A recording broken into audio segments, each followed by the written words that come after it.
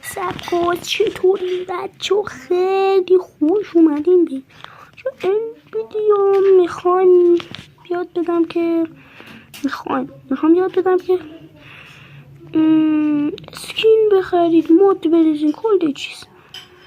بچه اول شما میاد بیرون تو گوشیتون این برنامه مستر ماینکرافت رو بینید توش.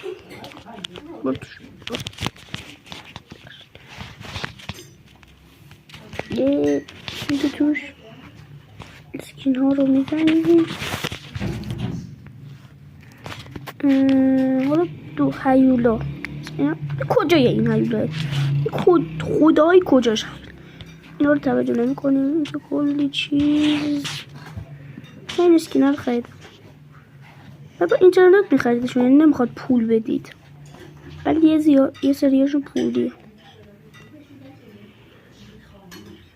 اینا با حال خدایی اسکین ها خفن. حالا بریم سراغ مثلا من حالا این اسکین ها میخوام.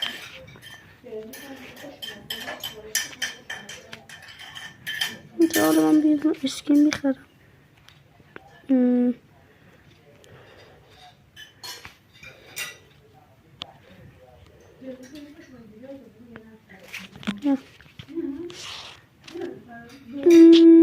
یه چیزی میخرم. شما اینو میزنید میرید تو ماینکرافت. من نمیخوامش.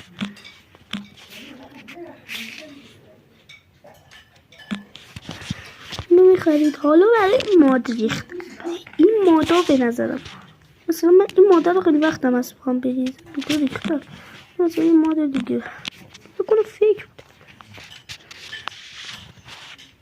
حالا مثلا ماد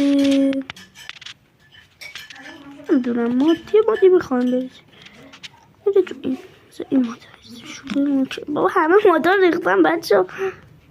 اینو میریزیم اینو نریختم. بالاخره یه مادا نریختم. بچه از بس تو ماینکرافت پرو.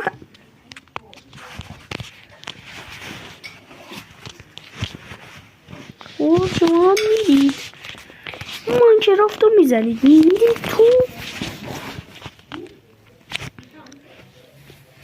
تو میسیم بیاره شنگلی نانای نانا شنگلی شنگلی شنگلی شنگلی شنگلی نانای نانای شنگلی نانا در جان داره گوشتون کل میشه ولی ببخشید دیگه نمیتونم. در